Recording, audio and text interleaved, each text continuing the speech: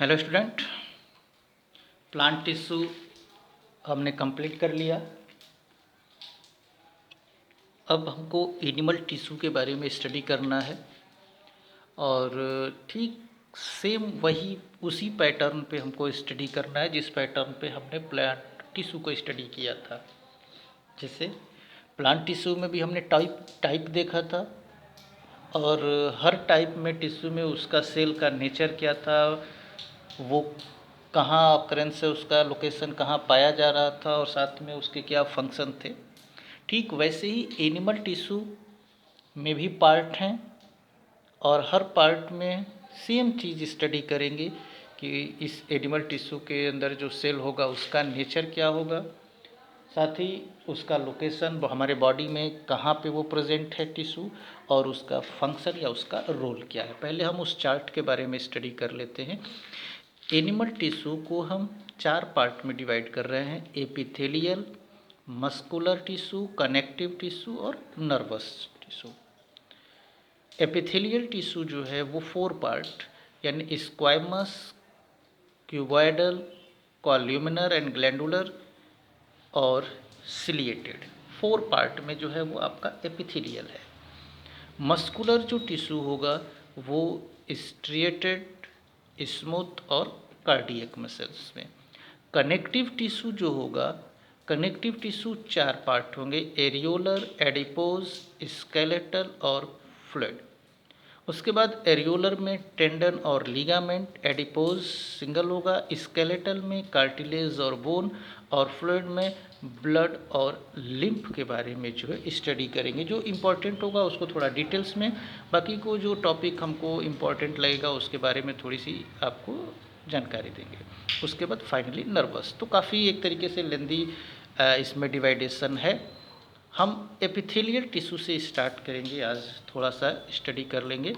Epithelial tissue जैसे कि हमने पहले ही आपको बता दिया कि एपिथेलियल टिश्यू में भी सेल है, तो उसके नेचर के बारे में जो है वो स्टडी किया जाएगा। तो एपिथेलियल टिश्यू जो होता है वो सिंपलेस्ट टिश्यू है। ये एक तरीके से एनिमल बॉडी का प्रोटेक्टिव टिश्यू होता है, एनिमल बॉडी को एक्सटर्नली प्रोटेक्ट करने का काम करता है।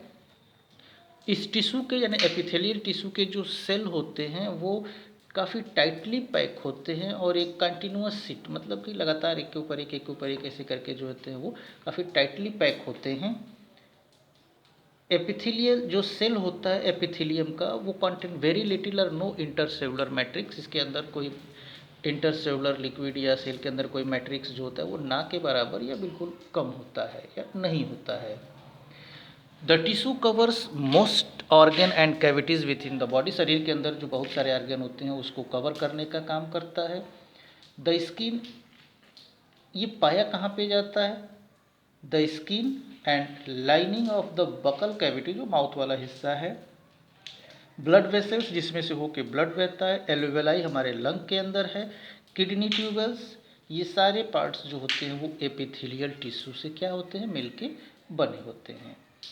अब एपिथेलियल टिश्यू सिंपल होता है जो कि एक सिंगल लेयर से भी बना होता है सेल का, और स्ट्रेटिफाइड होता है यानी कि वो सेल के कई लेयर से भी मिलके क्या होता है? बना होता है।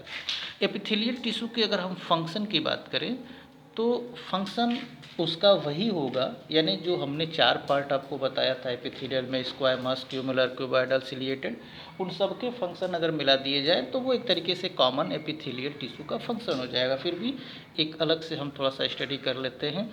एपिथेलियल टिश्यू जो होता है उसका function, the cell of the body surface form the outer layer of the skin. Skin का जो आउटर लेयर होता है ना वो एपिथेलियल टिश्यू का। Epithelial tissue help in the absorption of water and nutrient, water और न्यूट्रिएंट के absorption में हेल्प करता है। Epithelial tissue help in the elimination of waste product, waste product के एलिमिनेशन में यानी कि सेक्रेट आउट करने में, बाहर निकालने में, एक्सक्रेशन में जो है वो हेल्प करता है। Some epithelial tissue perform secretory function, यानी कि जैसे स्वीट, सलाइवा, लार या एंजाइम का सेक्रेशन करने में भी हेल्प करता है। तो ये इसके कुछ एपिथेलियल टिश्यू के फंक्शन, और नेक्स्ट वीडियो से जो है ना हम टाइप ऑफ एपिथेलियल टिश्यू, एक स्क्वैमस क्या है, क्यूबॉइडल क्या है, कॉल्यूमिनर क्या है, ग्लैंडुलर, सिलिएटेड, इसके बारे में सेम पैटर्न, बिल्कुल डायग्राम, स्ट्रक्चर, नेचर, ऑकरेंस और उसका फंक्शन करके जो है हम स्टडी करेंगे। Okay, thank you.